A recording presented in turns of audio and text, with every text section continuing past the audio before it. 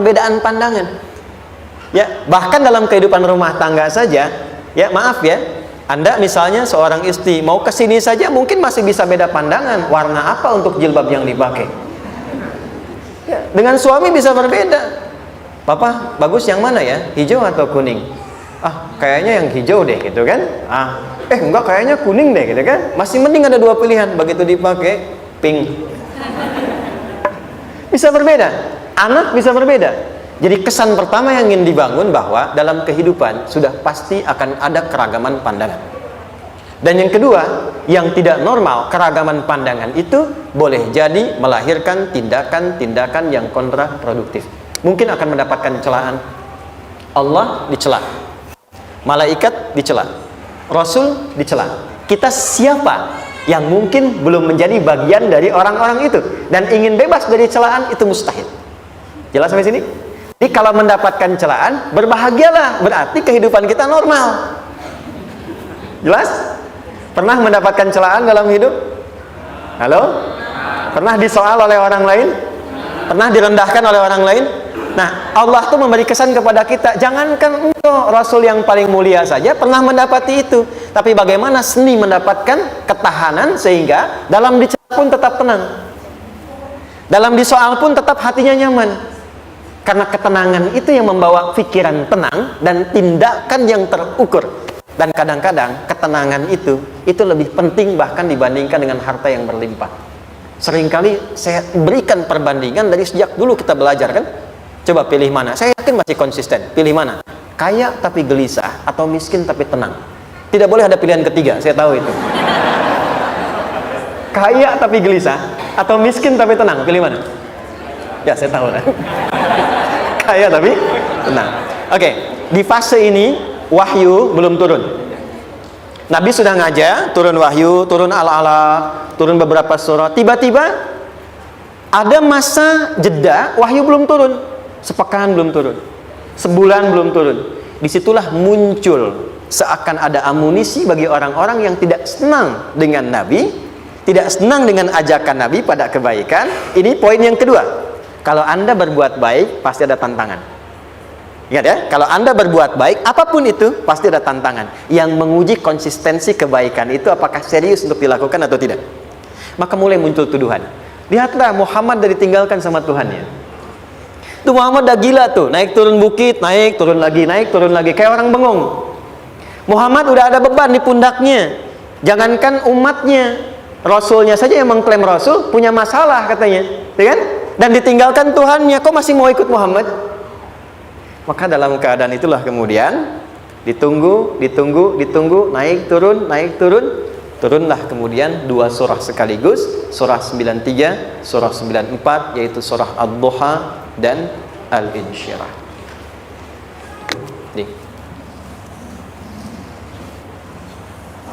Oke. Ini materinya dahsyat ya. Penting sekali, saking pentingnya ini cepat habis tuh. Sekali lagi. Jazakallah khair. Ya, kelihatan ya. Baik, yuk pelan-pelan. Jadi turunnya surah Ad-Duha dan surah Al-Insyirah, hikmahnya satu atau fungsinya satu, memberikan petunjuk bagaimana mengatasi satu persoalan sesulit apapun tapi masih dapat menghadapinya dengan keadaan yang tenang. Satu surah ini atau dua surah ini diturunkan untuk membimbing setiap hamba menuju kepada ketenangan hati. Dua, membangun kekuatan mental sehingga dalam situasi apapun dia tetap kuat mengatasi berbagai persoalan kehidupan. Nanti terapannya banyak, di bisnis ada. Nanti saya turunkan contohnya. Kadang-kadang ikut tender, sudah bagus, sudah menang, tapi proyeknya diambil orang. Ada yang begitu? Nanti ada ayatnya, ada. Nanti kita turunkan. Udah siap-siap, kan? Pengen melamar, ternyata keduluan orang, gitu kan? Udah siap-siap, pengen dapat ini, mau lulus, ternyata nilainya nggak seperti yang diharapkan. Muncul, ada, selalu ada demikian. Nanti kompleksitasnya banyak. Tapi dua surah ini, kalau kita bisa kuasai artinya dengan baik, pahami dengan benar, maka akan ada sesuatu yang beda yang terasa dalam jiwa kita dan kesiapan mengatasi setiap persoalan dalam kehidupan. Yuk kita baca dulu ya, supaya dapat keberkahannya dari dua surah ini. Saya bacakan, Anda ikuti ya. A'udzu billahi minasy syaithanir rajim.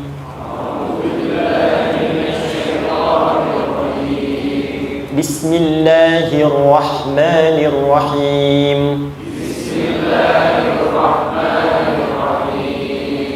Wadduha والليل إذا سجى ما ودعك ربك وما قلى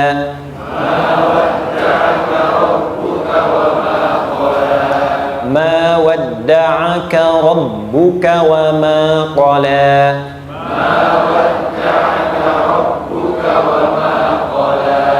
وللآخرة خير لك من الأولى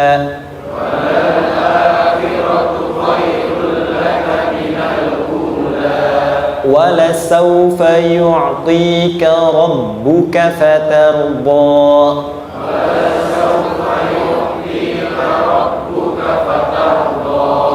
ألم يجدك يتيما فآوى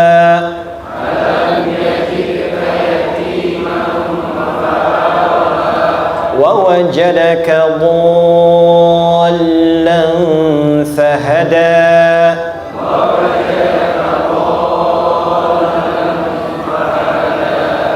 ووجدك عائلا فأغنى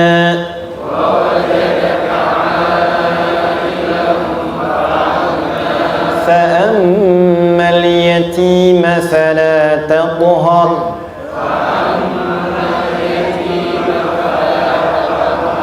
وأما السائل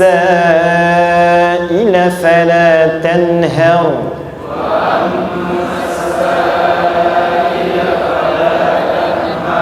وأما بنعمة ربك فحدث.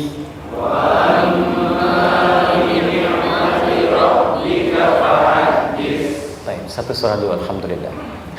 Izin saya bacakan tadi untuk diikuti, supaya setidaknya kalau kita pulang dan ditanya bagaimana hidupmu engkau jalani, seperti apa engkau berinteraksi dengan Quran yang telah aku turunkan, maka kita pernah menjawab, ya Allah, kami pernah bacakan itu. Jangan pernah kita berkehidupan sampai wafat dan tidak pernah berinteraksi dengan Quran walaupun sekedar membacanya. Wadduha, aku bersumpah, setiap huruf waw yang berada di awal kalimat di satu surah itu makna utamanya berarti sumpah. Ya, qasam, sumpah. Seringkali diartikan demi, ya. Wal asri, demi masa. Wal fajri, demi waktu fajar. Wal laili, demi malam. Intinya sumpah. Sebentar, pelan-pelan. Kalau Allah menyampaikan sesuatu kepada kita, yakin tidak? Saya ulang, yakin tidak? Serius? Hah? Kalau yakin, kenapa tidak dilakukan? Ya, itu pertanyaan besar ya. Baik, kalau Allah menyampaikan, Allah tidak bersumpah pun harusnya kita yakin. Tapi kalau Allah bersumpah dalam kaidah ilmu tafsir, berarti ada sesuatu yang sangat penting, yang saking pentingnya akan sangat dibutuhkan oleh setiap hamba, sehingga diminta setiap hamba itu fokus menyimak apa yang mau disampaikan. Bahkan saking pentingnya menyimak itu, Allah bersumpah. Jelas? Kalau teman-teman menemukan di Quran ada ayat dibuka dengan sumpah, berarti ada kasih Allah yang tinggi yang akan disampaikan di ayat itu sampai meminta kita fokus untuk menyimaknya. Ad-duha, untuk memudahkan maknanya, teman-teman, kalau waktu duha itu jam berapa ya? Oke, sebetulnya dimulai sejak matahari itu mulai naik, yang memantulkan ya, atau menyinari cahayanya itu mulai terasa lembut. Ya, kalau misalnya kita ambil 1,5 jam setelah subuh. Sekarang subuh 4:30 lah, taruhlah 4:30 ya. 1,5 jam berarti jam 6 kan? Nah, itu awal duha tuh. Awal duha sampai ke pertengahan kurang lebih 9:30, jam 10. Akhir duha jam 11 sampai menjelang ke zuhur. Awal duhanya disebut dengan syuruk namanya. Syuruk. Jadi syuruk itu awal duha. Kalau sudah jam 6 ada cahaya matahari ya. Enak nggak ke tubuh kita itu? Nyaman nggak? Jam 8 enak nggak kalau berjemur ya? Jam 9 enak ya?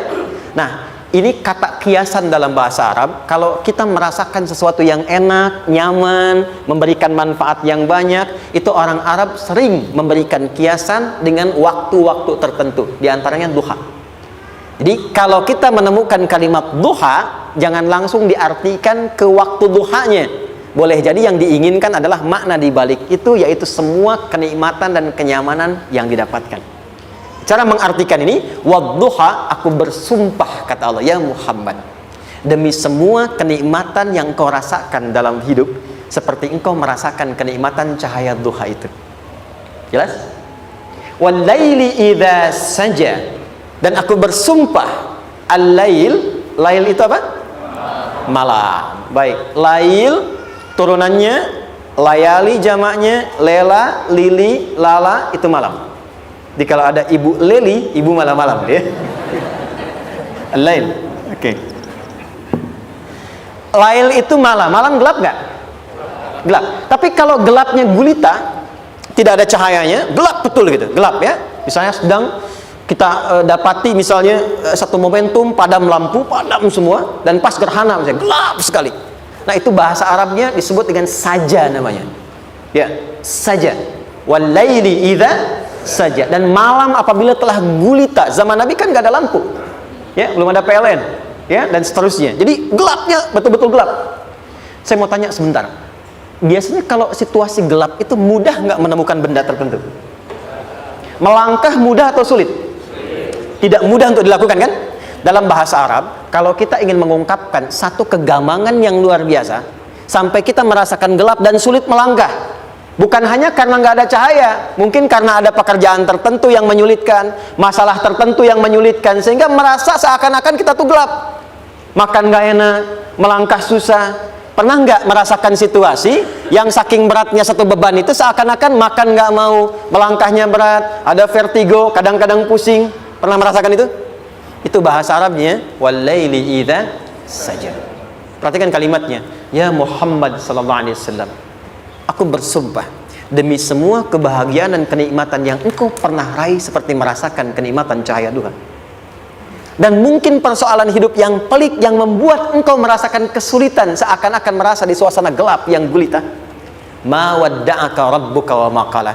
Tanamkan dalam jiwamu yang paling dalam, aku tidak akan pernah meninggalkanmu. Ada suami pulang dari pekerjaan, mendapati istri sedang termenung dan mengalir air matanya. Tiba-tiba suaminya datang mengatakan, hangat sekali pada istrinya, di sampingnya membelainya dan mengatakan, "Ma, demi semua suka yang pernah kita lalui bersama, dan demi duka yang mengalirkan air matamu saat ini pun, tanamkan dalam hatimu yang paling dalam, Papa akan selalu bersama Mama dalam setiap situasi itu." Kira-kira para ibu merasakan itu bagaimana perasaannya? Masa sih? Tapi itu menarik loh. Menarik ya. Jadi kalau teman-teman ngaji surat Yusuf, di surat Yusuf itu laki-laki diilustrasikan dengan matahari, perempuan diilustrasikan dengan rembulan. Ya. Inni ra'aitu ahada asyara kaukaba wasyamsa wal qamara ra'aituhum li sajidin. Ayah, aku melihat bulan dan matahari serta 11 gemintang sujud hormat kepadaku. Jadi matahari diartikan itu sebagai laki-laki, suami, ayah. Kenapa disebut matahari? Diilustrasikannya, matahari itu kan menyengat dengan kuat. Kalau kita menjemur, mengeringkan pakaian, melindungi. Tipikal suami itu melindungi. Ada yang ganggu istri, sengat dengan kuat. Ada air mata yang mengalir, hei, keringkan itu sehingga tidak larut air mata mengalir di pipinya. Itu matahari. Sebaliknya rembulan. Rembulan itu kan enak dipandang, bukan bulannya ya, bukan bulannya. Kalau bulannya kan desainnya nggak sempurna, baik terlihat. Tapi cahaya rembulannya tampil dengan indah, tampil dengan baik, enak dipandang, menenangkan dan tidak tertukar. Jangan sampai ada istri jadi matahari, suami jadi rembulan. Jelas ya? Dengan kekuatan bulan aku menghukummu, ya kan itu. Oke. Tahan sampai sini, tahan. Lihat baik-baik. Saya berhenti sampai sini dulu. Kalau di Quran ada ayat menyebutkan, tidak spesifik orang yang disebutkan dan kapan kejadiannya, maka peristiwa itu akan terjadi dan dialami oleh kemungkinan generasi berbeda di setiap masa dengan tokoh berbeda tapi perasaan yang serupa. Sebaliknya, kalau disebutkan namanya, jelas identitasnya, kapan kejadiannya, maka peristiwa itu hanya akan menimpa orang tersebut dan tidak akan dialami lagi orang lain setelahnya. Saya tanya dulu yang akhwat, yang perempuan, kenal Maryam? Kenal, bagus. Kenal di mana?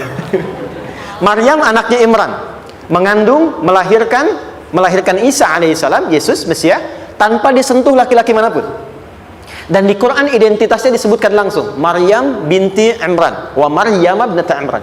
Ini menunjukkan kesan bahwa yang mengandung dan melahirkan tanpa disentuh laki-laki manapun, itu hanya Maryam anaknya Imran.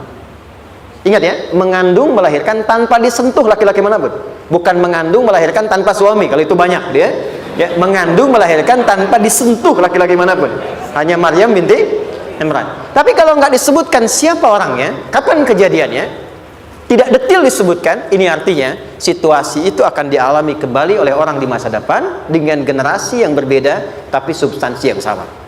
Pertanyaannya, pernahkah kita mengalami situasi yang sulit sampai seakan merasa gelap?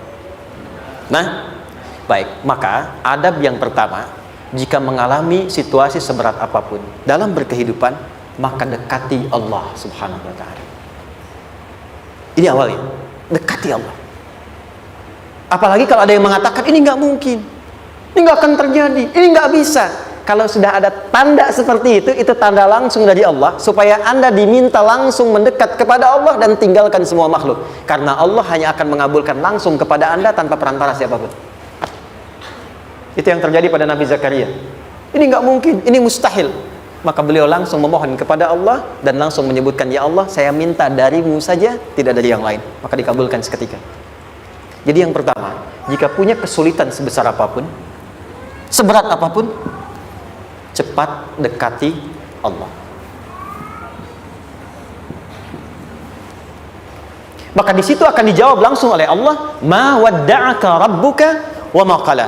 Hambaku, sepanjang engkau mendekat kepadaku, maka yakinkan dalam dirimu, situasi apapun yang kau rasakan, aku tidak akan pernah meninggalkanmu. Sudah? Satu? Paham sampai sini? Oke.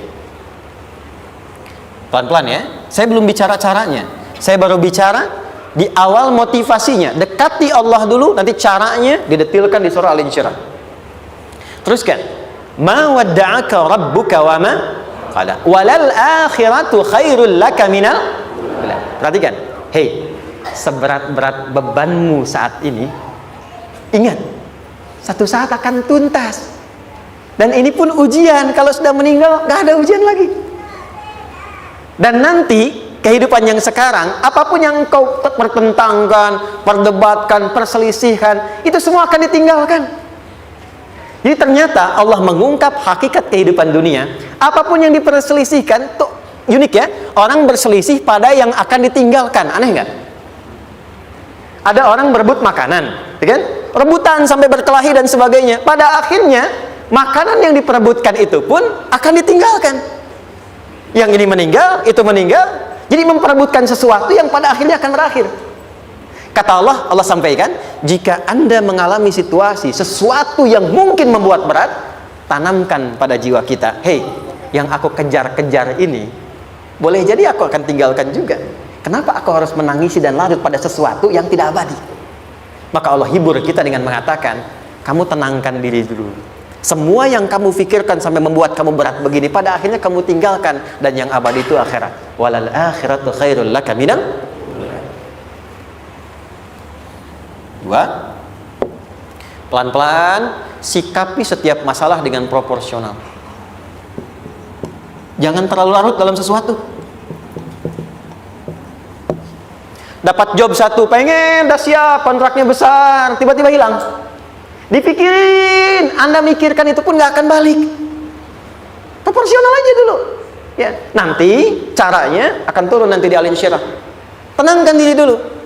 prasangka baik kepada Allah Subhanahu wa taala. Boleh jadi apa yang Allah ingin berikan sebagai pendahuluan sekarang belum sampai kepada kita karena Allah menyiapkan yang lebih baik di balik itu. Kita belum tahu ada apa di balik itu sehingga kita tidak dapatkan itu. Sehingga kemudian Allah katakan walal akhiratu khairul laka minal ula. Teruskan wala saufa yu'tika rabbuka. Pelan-pelan, orang yang punya sikap seperti ini itu cenderung lebih dekat mendapatkan ridha Allah dibandingkan dengan orang-orang yang larut dalam kesulitan. Orang yang move on dengan setiap persoalan dalam kehidupan, cepat berpikir secara proporsional, tidak menggantungkan hidupnya pada persoalan tertentu sehingga membuat dia menjadi beban, itu lebih mendekatkan dirinya kepada ridha Allah dibandingkan dengan orang yang meratapi persoalan hidupnya. Ya. Pelan-pelan. Jadi spiritnya, kalau punya masalah apapun, jangan dilarutin terus. Gak usah diratapi, cepat move on. Berpikir lagi, rencanakan lagi. Nanti, detailnya ada di Al-Insyirah. Tapi poin besarnya, janji Allah mengatakan, kalau Anda bisa move on, proporsional, maka yang dijanjikan oleh Allah, di situ Allah percepat datangnya ridha Allah Subhanahu wa ta'ala. Kalau ridha Allah sudah datang, maka akan dua yang diberikan. Pertama kali, ketenangan di dalam jiwa, dan yang kedua, kemampuan untuk berikhtiar lebih baik mencapai apa yang diinginkan. Satu, kalau ridha Allah sudah diberikan pada seorang hamba, yang pertama diberikan ketenangan dalam jiwa. Bukan dunianya dulu. Bukan apa yang Anda ingin harapkan dulu. Pengen sesuatu, ya, pengen materi, pengen kedudukan, pengen lulus anaknya ujian, ya kan? Tiba-tiba terjadi sesuatu, diratapin, alih-alih meratap, alih-alih membuat status, alih-alih menyulitkan diri, kata Allah, terima dulu proporsional. Setelah itu dekatkan diri kepada Allah, turun ridha Allah. Begitu turun, yang pertama diberikan ketenangan kepada hati. Tenang dulu. Kalau sudah tenang, nanti dibimbing menyelesaikan apa yang sedang dihadapi itu. Itu poin yang ketiga. Pelan-pelan. 4. Kita masuk ke detail sekarang. Perhatikan baik-baik. Ini yang paling menarik. Alam yajidka yatiman fa'awa. Muhammad SAW, bukankah dulu engkau yatim? Punya banyak masalah? Aku selesaikan juga. Ayahmu meninggal sebelum lahir, ada ibu. Ibu meninggal, ada kakek. Kakek meninggal, ada paman. Ya kan? Ada teman yang menemani Sayyidah Khadijah. Teman yang setia. Semua kebutuhan tersedia. Artinya apa? Perhatikan baik-baik. Kalau Anda punya masalah sekarang, jangan sampai melupakan yang dulu-dulu pun pernah tuntas Allah selesaikan. Jadi kalau sekarang sedang punya persoalan, jangan sampai satu masalah ini membuat Anda kehilangan harapan dan kehidupan. Sementara Anda sadar, dulu pun banyak masalah kok selesai juga. Kenapa dengan yang satu ini kita harus jatuh? Sekarang usia berapa? 20, 30, 40, 50. Sekarang usia 50 tahun, ada masalah, baru 5 menit datang sudah merasa jatuh. Yang 50 tahun ke belakang yang banyak selesai itu kita nilai atau tidak? Maka kata Allah, seperti yang dulu pernah aku selesaikan ribuan masalah itu, yang sekarang pun mudah aku tuntaskan. Jelas? Nah, secara psikologi, orang-orang yang selalu bertindak seperti itu akan selalu punya harapan lebih tinggi untuk menyelesaikan persoalannya. Jadi kalau sedang punya masalah, pikirkan yang dulu juga selesai, masa yang sekarang nggak selesai. Itu prinsipnya. Secara psikologis demikian. Jelas ya? Oke. Wa wajadaka dhallan fahada. Muhammad, dulu engkau pernah mengalami melihat masyarakat banyak berbuat yang tidak baik, aku berikan petunjuk. Kuncinya fahada di situ. Orang yang punya motivasi kuat dan keyakinan untuk bisa menyelesaikan persoalannya, maka dia akan lebih cepat mendapatkan petunjuk Allah untuk mendapatkan solusi terbaik. Ada sini. Saya agak cepat ya, mohon izin. Wa wajadaka 'ailan fa'aghna. Bahkan, maaf, bukan sekedar selesai, kalau perlu saya bikin kaya, kata Allah. Aghna itu kalau ilmunya luas. Kalau harta, hartanya banyak. Kalau kedudukan, kedudukannya tinggi. Hei, engkau yang sedang mengejar kedudukan, aku tahan sebentar karena ada yang nggak bagus untukmu di sini. Tapi kalau kamu terima, aku angkat itu lebih daripada apa yang kamu harapkan. Kamu pengennya bintang 2, aku naikkan sampai bintang 4. Kalau perlu 5 sekalian. Hei, kamu yang ingin kampus di sini, aku tahan. Bahasa kamu nggak lulus, kamu nangis, kamu mengadu, kamu datang pada orang tuamu. Orang tua mulai protes, mulai curhat macam-macam. Terima dulu. Mungkin di sini ada yang tidak baik seperti doa ibumu yang sering memohon, ya Allah, jangan sampai anakku berbuat yang salah, jangan sampai terjebak narkoba, jangan sampai terbawa tawuran. Di sini ada yang kurang tepat untukmu. Kalau kamu ridha, kamu terima, kamu proporsional, bahkan aku pindahkan ke kampus yang lebih baik yang tidak kamu bayangkan sebelumnya. Di orang-orang yang selalu menerima apa yang Allah ujikan dan ridha dengan itu, maka Allah akan angkat derajatnya bahkan melebihi ekspektasi dirinya. Paham? Kalau sudah seperti itu, maka lihat ujung ayatnya. Lihat ujung ayatnya. Fa ammal yatima fala taqhar. Maka jangan pelit berbagi kepada orang lain. Share. Kalau sudah sukses, share. Berbagi, bukan hanya materi, bagi ilmunya, ya, bagi kebahagiaannya. Wa ammas sa'ila fala tanhar. Jangan sampai nunggu orang minta. Kalau lihat ada kawan yang butuh, sekarang Anda sukses. Tapi boleh jadi kesuksesan Anda itu tangganya dari teman-teman Anda. Kalau sudah teraih ke atas, lihat lagi anak tangganya ke bawah. Ajak teman, jangan ditunggu minta. Ajak, bawa dia, berikan peluang. Jangan sampai dia minta, apalagi Anda bentak-bentak. Aku kan yang dulu bantu kamu. Jangan sampai keluar kata-kata itu. Kamu bisa naik di atas karena aku kan yang dulu bantu kamu. Kamu bisa jadi pemeran utama karena aku yang rekomendasikan. Karena aku yang dorong kamu. Misal, jangan sampai keluar kata-kata itu. Apalagi langsung keluar, tidak. Ini karena ilmuku saja misalnya. Kalau itu bisa dilakukan dengan baik, lihat ujungnya. Wa amma bi ni'mati rabbika fahaddits. Maka semua nikmat yang dirasakan akan mudah untuk diimplementasikan dan disyukuri. Jadi semua nikmat itu bukan cuma dirasakan. Jadi membagi semua nikmat itu adalah rasa terbaik untuk menikmatinya. Maaf ya, Anda kalau punya makanan, dimakan sendiri. Dengan dibagi sama-sama, kira-kira rasa nyamannya yang pertama atau yang kedua? Kedua. Makan sendiri, enaknya sendiri kan? Tapi ketika ada teman berbagi dan tahu, oh enak ya, nyaman ya, ada kebahagiaan, ada ngobrol, ada tertawa, ada kebersamaan, itulah inti nikmat yang sesungguhnya. Wa amma bi ni'mati rabbika. Ternyata masalah yang diberikan bukan ingin memberikan beban, tapi ujungnya, endingnya supaya Anda bisa mendapatkan nikmat berkualitas yang bisa dibagi. Dilihat surat Ad-Duha itu jangan cuma lihat awalnya, lihat ujungnya. Ternyata ketika seseorang mendapat masalah seberat apapun, itu bukan ingin membebani, tapi ingin meningkatkan kualitas hidupnya supaya mendapatkan nikmat yang lebih besar dan merasakan nikmatnya itu dengan berbagi. Itu poin. Jadi kalau sampai sini kita paham dan kita beri nama misalnya dengan fikih ujian. Jadi kalau desain ujian ini sistematikanya kita pahami, maka tidak ada alasan untuk mengeluhkan persoalan. Jadi melihat masalah itu bukan sebagai beban, pada akhirnya melihatnya sebagai tangga untuk mencapai kebahagiaan. Jelas sampai sini? Baik, kalau sudah seperti ini, ingin punya masalah atau tidak ingin punya masalah? Tidak. Ingat ya, jadi kalau anak pulang bawa masalah, dilihatnya jangan beban.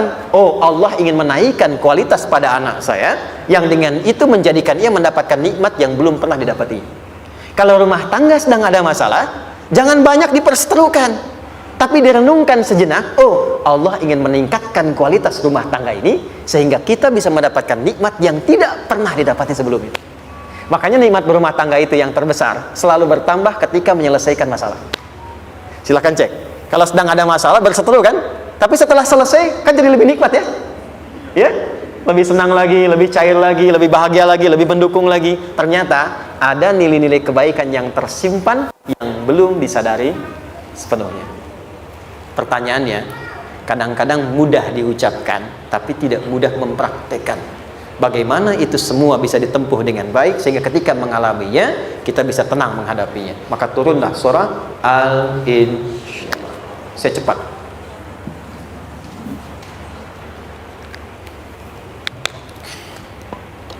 Teman-teman, ini apa?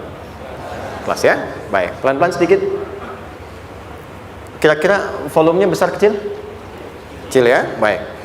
Kalau saya bandingkan dengan gayung, volumenya besar mana? Gayung ya? Baik. Kalau ini saya perlebar, sehingga bisa memasukkan apapun ke dalamnya. Itu bahasa Arabnya disebut dengan insyirah namanya. Jelas? Meluaskan sesuatu sehingga terlihat lapang, sehingga memudahkan setiap hal masuk ke dalamnya. Itu insyirah namanya. Surah ini diberi nama dengan surah Al-Insyirah, yang berarti sesuatu yang lapang, yang tenang, yang nyaman.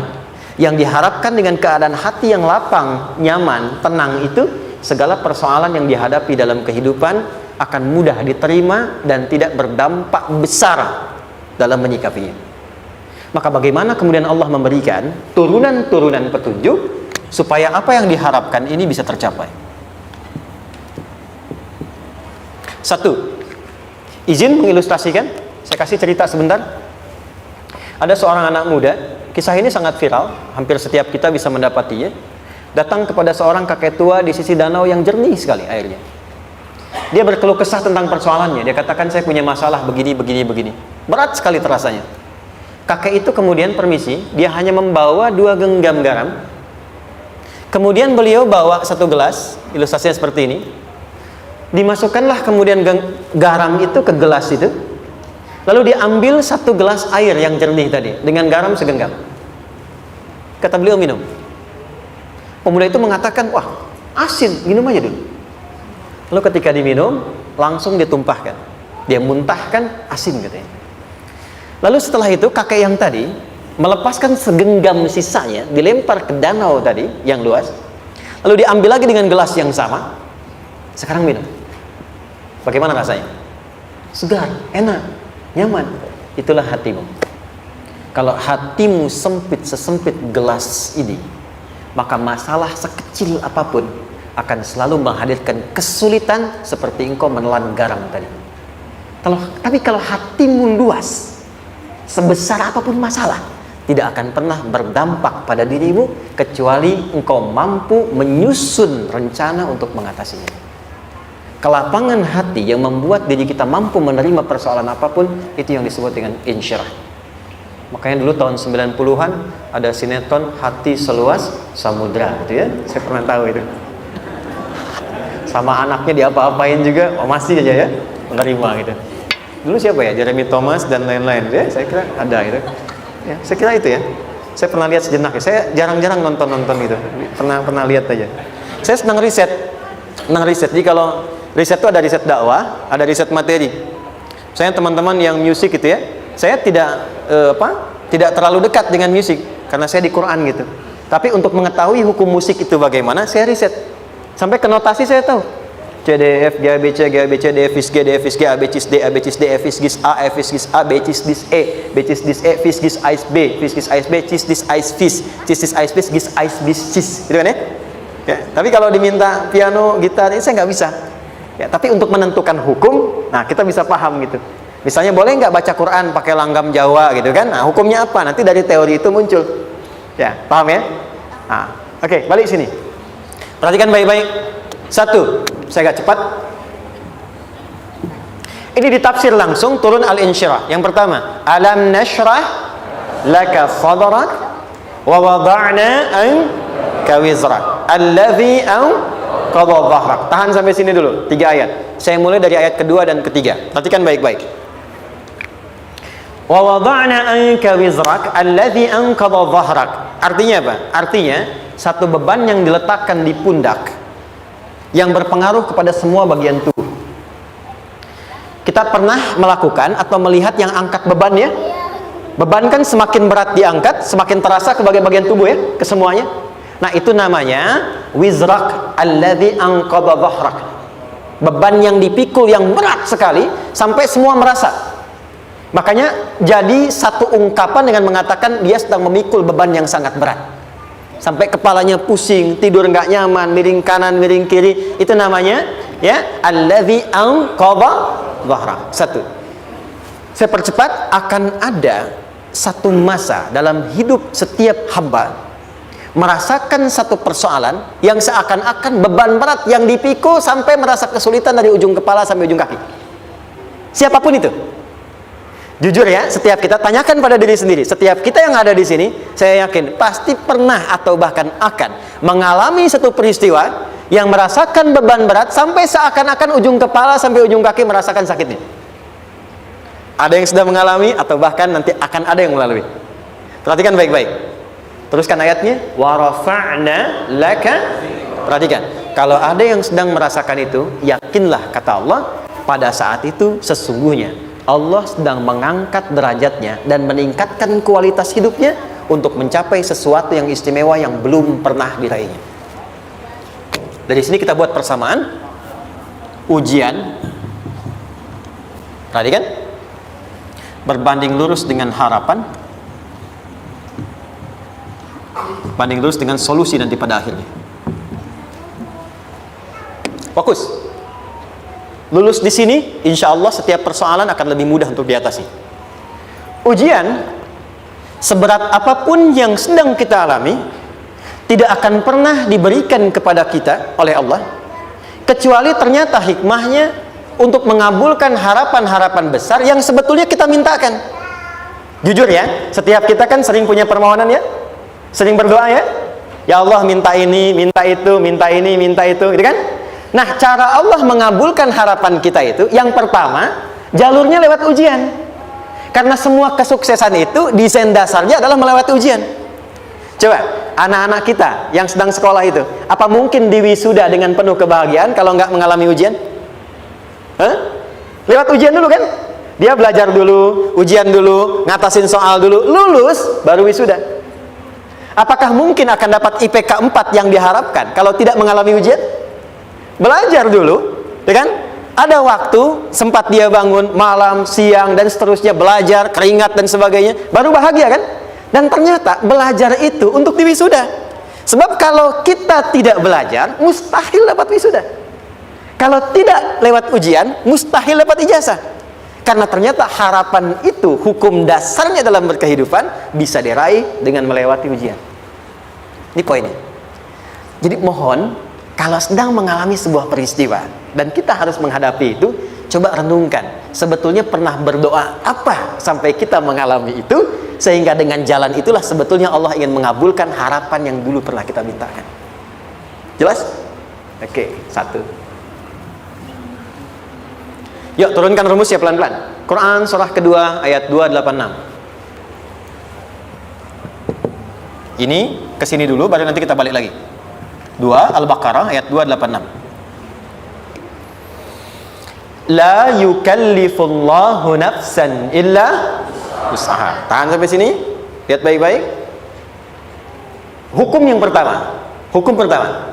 Allah tidak mungkin menguji seorang hamba di luar batas kemampuannya. Di kaidah yang pertama tadi, kalau kita sedang diuji, sebetulnya ada harapan dan doa yang pernah kita mohonkan dan Allah ingin mengabulkan itu, jalan pertama lewat ujian. Tapi adilnya Allah, tidak akan pernah kita diuji kecuali sesuai dengan kemampuan kita. Jadi kalau nggak mampu, nggak mungkin diberikan ujian. Ingat ya, kalau tidak mampu, tidak mungkin diberikan ujian. Artinya harapan yang kita mohonkan pun akan sesuai dengan kemampuan kita. Jadi kalau kita minta sesuatu nggak mungkin bisa menggunakannya, nggak akan dikasih.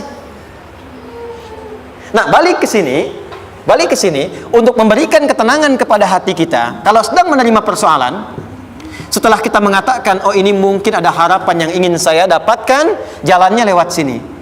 Untuk memberikan ketenangan kepada hati, begitu persoalannya tiba, langsung katakan pada diri kita, saya pasti bisa menjalaninya. Mustahil saya diuji kalau nggak mampu menjalaninya. Itu bahasa singkatnya. Ingat ya, kalau ingin mudah menyelesaikan persoalan, kata Quran, setiap ada ujian, langsung katakan pada hati kita, insya Allah bisa. Nggak mungkin saya diuji kalau saya nggak sanggup. Jelas? Dan tanamkan itu pada hati yang paling dalam. Ini nggak mudah. Kalau cuma disimpan di pikiran, jadi beban. Tapi kalau Anda tanamkan dalam hati, seberat apapun masalahnya, pasti saya sanggup, pasti saya bisa. Pernah lihat dulu ada acara 90-an Benteng Hattori? Oke? Benteng Takeshi ya? Takeshi ya? Gitu kan, artinya kan bisa jawab ya. Saya tahu Ninja Hattori mendaki gunung, lewati lembah, ya tahu ya. Son Goku, Son Gohan, saya tahu itu. Son Goku, Kamehameha, Piccolo itu, yang nulisnya Suzuki Watanabe, saya tahu itu. Benteng Hattori, balik lagi ya. Benteng Takeshi ya. Puncaknya kan main pakai itu kan, pakai tanknya dan sebagainya. Tapi pernah ingat gak satu episodenya itu? Begitu akan bertarung, kan selalu ada motivator di sampingnya itu mengatakan, ayo kamu bisa, gitu kan? Wah, namanya. Dia nggak ngaji Quran tuh, kita punya ayatnya. Pernah nggak? Buka lagi ya dulu ya. Oke. Korea, kenapa bisa nyusul Jepang? Salah satunya, waktu Jepang itu maju, setiap di Korea itu ditanamkan dari mulai anak-anak TK-nya. Kita harus daripada Jepang, harus lebih daripada Jepang, harus lebih daripada Jepang. Sejak anak-anaknya TK. Sejak anak-anaknya TK. Itu ditanamkan betul. Kita bisa, kita dari TK. Sehingga ketika di sana bikin Honda, sini Hyundai. Hyundai kan dibacanya Hyundai, ya kan? Sana Honda, sini Hyundai gitu. Di apapun yang dibuat Jepang, Korea harus lebih unggul. Itu ditanamkan dari awal. Bisa, bisa, bisa. Kita itu sekarang punya ayatnya. Jadi kalau sedang punya masalah seberat apapun, katakan pada diri kita, insya Allah bisa. Gak mungkin diuji kalau nggak sanggup. Bisa insya Allah. Bisa. Kenapa mah? Bisa. Jelas? Oke. Sudah di situ teruskan. Lanjutkan. Warafa'na laka dzikra. Teruskan. Fa inna ma'al usri. Nah, ini poin terbesarnya. Fa inna ma'al usri yusra. Fa huruf yang menunjukkan sesuatu berlangsung dengan cepat. Inna di ilmu nahwunya berbunyi begini, di gramatikal bahasa Arab. Harfun nasbin wa taukidin. Tansibul isma wa tarfa'ul khabara. Mabniyun 'alal fathi la mahalla lahu min al-i'rabi. Paham? Tidak. Inna huruf yang digunakan untuk menguatkan informasi agar ditancapkan ke dalam hati sekuat-kuatnya dan jangan pernah ragu. Jadi kalau orang Arab itu nancapkan tongkat begini dan kuat, tidak goyah, itu nasab namanya. Nasabar rajula asahu fil ardi. Inna ini harfun nasab. Jadi kalau ada di Quran dibuka informasinya dengan inna, maksudnya begini, hei, tancapkan informasi dalam hatimu dengan kuat, jangan pernah ragu. Yakinkan pada dirimu. Apa yang harus diyakinkan? Ma'al usri yusra. Inna ma'al usri yusra. Usrun sama dengan yusrun. Lari ke sini. Oke. Apa artinya usrun? Sulit. Oke. Sulit itu ada dua. Ada sa'bun, ada usrun. Kalau kesulitan yang relatif, kata si A sulit, si B mudah, itu sa'bun namanya. Contoh, kata si fulan bahasa Jepang susah. Padahal kata yang lain tidak. Saya ke Jepang, anak-anak kecil begini bisa bahasa Jepang gitu kan. Bagi mereka mudah gitu kan. Saking mudahnya gitu. Kata shiwa gitu. Anak-anak kecil, bagi mereka mudah, bagi kita belum tentu. Itu sa'bun. Innal lughatal yabaniyah sa'bah. Relatif.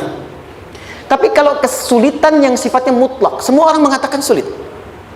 Maaf, bawa mobil sulit atau mudah? Bukan mengendarai ya, bawa mobil, bawa. Sulit ya? Sulit ya? Baik, sepakat sulit semuanya.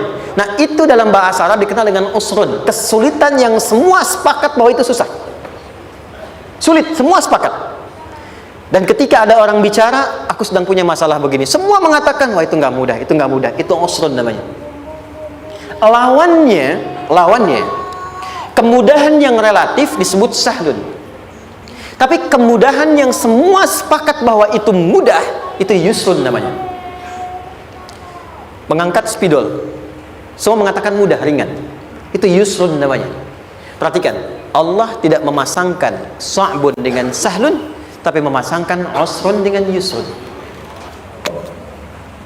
Orang-orang yang punya keyakinan kuat, setiap persoalan itu akan selesai, dan dia mengatakan pada dirinya, aku bisa melewatinya, maka perhatikan kalimat kata Quran, inna ma'al usri yusran. Sesulit apapun masalah yang sedang dia alami, maka Allah akan datangkan solusi semudah-mudahnya yang bisa dia nikmati. Dengan kata lain, kalau kita bawa ke bahasa psikologi, kalau sedang menghadapi persoalan seberat apapun, selain kita mengatakan ini pasti bisa saya lalui, saya insya Allah sanggup mengatasinya, katakan pada diri kita, ini pasti selesai, pasti ada solusinya, pasti mudah. Katakan, walaupun memang solusinya belum datang, tapi tenangkan pada diri kita dengan mengatakan inna ma'al usri yusra. Bahasa psikologinya, katakan pada diri kita, ini pasti selesai, gak mungkin gak selesai, pasti ada solusinya, pasti mudah. Itu lebih memberikan harapan pada diri kita untuk menuntaskan persoalan dibandingkan dengan meratapinya. Jelas? Teruskan. Fa inna ma'al usri. Kalau masih ragu kata Allah, katakan lagi sekali lagi.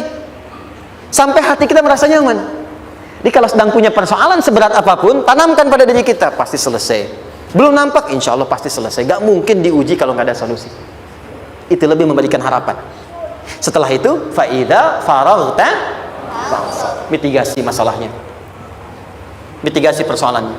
Tuliskan, ini masalahnya apa? Rumah tangga. Apa saja misalnya, dia ada suami, ada istri, dia ada anak-anak. Masalah ada di mana? Kadang-kadang menangnya jadi kusut karena satu-satu nggak segera diselesaikan. Maka kata Al-Quran, faida faraghta. Satu-satu mitigasi dulu. Satu masalah di sini, lihat di suami, lihat di istri. Kalau pekerjaan, masalahnya apa? Sebelum bercabang kemana-mana, petakan. Apakah rekanannya? Apakah relasinya? Apakah kemampuannya? Apakah manajerialnya? Apakah marketingnya? Mitigasi, kotaki semua, selesaikan satu-satu. Setelah itu, apa yang dilakukan? Wa ila rabbika, tawakal sepenuhnya kepada Allah untuk menentukan hasilnya. Tawakal itu yang paling mahal.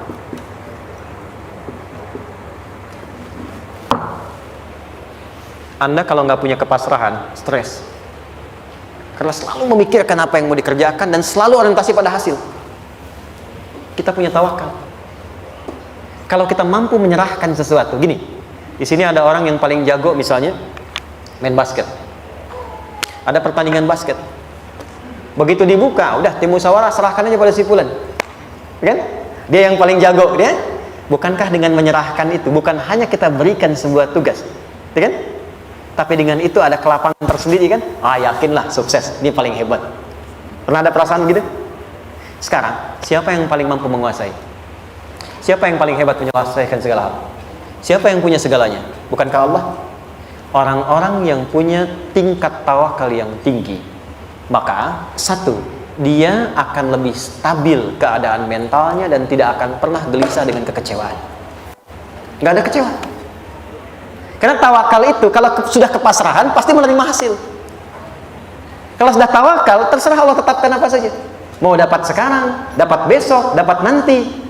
Puncak yang paling tinggi, tugasmu hanya berikhtiar semampu yang bisa dilakukan. Selanjutnya biarkan Allah menetapkan apa yang menjadi bagian dari maslahat kehidupan kita. Saya tutup. Cara Allah menjawab harapan kita ada 3. 1, memberi langsung apa yang kita mintakan. 2, menunda itu sampai kita siap menerimanya. 3, mengganti apa yang kita inginkan dengan apa yang kita butuhkan. Saya ulang ya. 1, memberi langsung apa yang kita mohonkan. Misal, ya Allah saya ingin A misalnya, anak saya pengen ke ITB. Tapi nggak mungkin tiba-tiba langsung masuk ITB kan? Pasti lewat ini dulu kan? Ada ujian dulu, ikut tes dan seterusnya diterima sesuai. 2, kadang menunda sesuatu sampai dia sanggup menjalaninya. Anda punya anak usia 5 tahun, pengen diberikan motor, Anda mampu untuk memberi motor, dikasih nggak? Tidak. Sampai dia sanggup mengendarai motor, baru Anda berikan. Terkadang ada yang kita minta sekarang tidak didapati sekarang, tapi ternyata tahun depan kita dapat. Kita harus sadar bahwa anugerah yang kita dapatkan tahun depan itu sebetulnya adalah hasil doa kita di tahun ini. Pernah dengar nggak kisah viral? Nabi itu berdoa baru dikabulkan setahun setengah, setahun 6 bulan. Padahal itu Nabi loh. Kiblat pertama kita kemana? Palestina kan, Baitul Maqdis kan. Nabi berdoa, mohon terus nengok ke langit. Al-Baqarah 144, minta, jawabannya turun setelah setahun setengah, setahun 6 bulan. Ada yang mengatakan di tafsir setahun 8 bulan, baru dikabulkan setelah setahun setengah. Padahal kurang soleh apa Nabi? Nabinya siap, mungkin umatnya yang belum siap. Nabinya siap, tapi ada tantangan di masyarakat yang tidak mudah, yang mungkin bisa meruntuhkan dakwah, baru dikabulkan setahun setengah. Ketika semua umatnya sudah bisa siap menerima itu. Boleh jadi apa yang diminta orang tua sekarang terkabulnya mungkin belasan puluhan tahun pada anaknya yang nomor sekian. Tahu Imam Syafi'i? Imam Syafi'i itu kan nama aslinya Muhammad, bapaknya Idris, kakek yang ke atas yang ketiga namanya Syafi'i.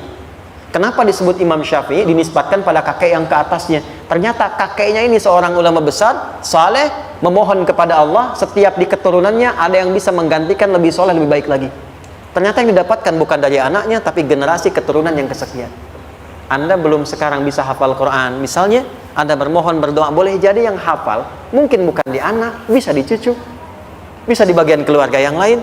Maka terkadang tawakal itu tidak hanya memberikan hasil yang cepat, tapi memberikan keindahan yang terasa tertunda, tapi melengkapi kebahagiaan yang dirasakan. Penutupnya, boleh jadi minta ke ITB, diterimanya di Unpad. Minta motor, dapatnya mobil. Kalau itu senang, luar biasa. Minta mobil, dapatnya motor, gitu kan? Ternyata kadang-kadang desainnya yang terakhir. Saya tutup, Allah mengabulkan apa yang kita butuhkan, bukan apa yang kita inginkan. Anak Anda sakit, dibawa ke dokter. Kata dokter, jangan dulu makan jeruk. Maka Anda pulang, dia minta jeruk, Anda berikan apel. Saya nggak mau apel, mah, saya pengennya jeruk. Nggak apa-apa, nah, ini apel rasa jeruk, misalnya kan? Anda berikan. Ternyata apa? Bukan ingin menyakiti dan tidak mengabulkan keinginan anak, tapi lebih memberikan apa yang dia butuh. Kadang-kadang maaf ya, teman-teman mintanya proyek A, udah capek, di situ nggak dapat, dapatnya di yang lain. Teman-teman, itu Allah berikan sebetulnya hasil ikhtiar Anda yang sebelumnya. Cuma dikasih yang lebih baik, yang tidak Anda pernah bayangkan.